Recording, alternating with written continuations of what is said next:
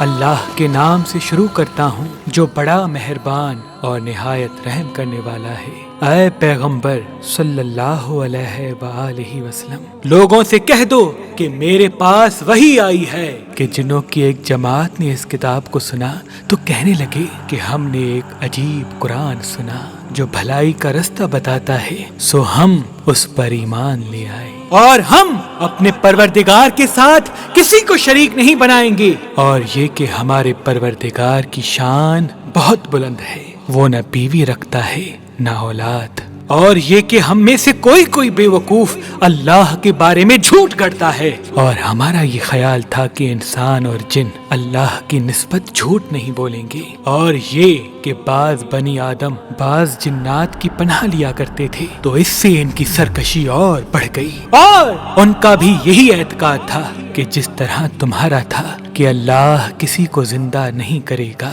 اور یہ کہ ہم نے آسمان کو ٹٹولا تو اس کو مضبوط چوکیداروں اور انگاروں سے بھرا پایا، اور یہ کہ پہلے ہم وہاں بہت سے مقامات پر فرشتوں کی باتیں سننے کے لیے بیٹھا کرتے تھے، اب کوئی سننا چاہتا ہے تو اپنے لیے انگارہ تیار پاتا ہے، اور یہ کہ ہمیں معلوم نہیں کہ اس سے اہل زمین کے ساتھ برائی مقصود ہے یا ان کے پروردگار نے ان کی بھلائی کا ارادہ فرمایا ہے، اور یہ کہ ہم میں سے بعض نیک ہیں اور بعض دوسری طرح کے، ہمارے کئی طرح کے مذہب ہیں، اور یہ کہ ہم نے سمجھ لیا ہے کہ ہم زمین پہ خواہ کہیں بھی ہوں اللہ کو ہرا نہیں سکتے اور نہ بھاگ کر اس کو تھکا سکتے ہیں، اور جب ہم نے ہدایت کی کتاب سنی تو اس پر ایمان لے آئے، سو جو شخص اپنے پروردگار پر ایمان لاتا ہے اس کو نہ نقصان کا خوف ہے نہ کسی طرح کے ظلم کا، اور یہ کہ ہم میں بعض فرما بردار ہیں اور بعض نافرمان ہیں، تو جو فرما بردار ہوئے وہ سیدھے رستے پر چلے اور جو نافرمان ہوئے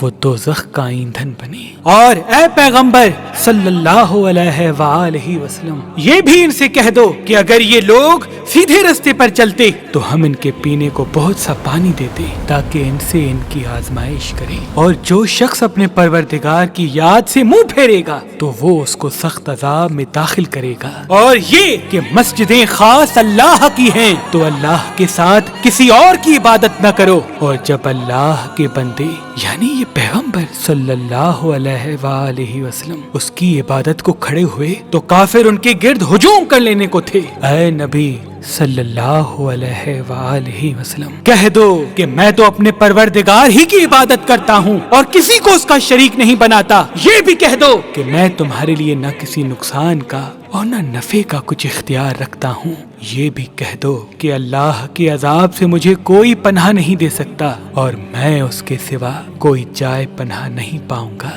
ہاں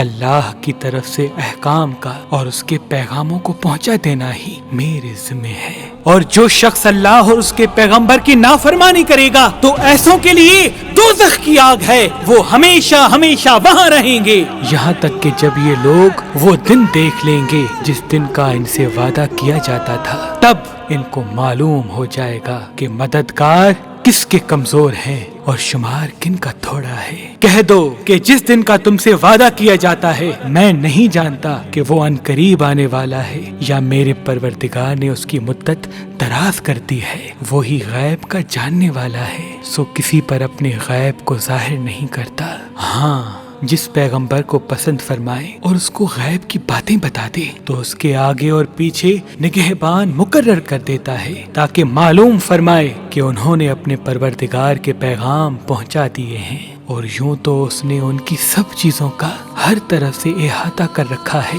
اور ہر ایک چیز گن رکھی ہے۔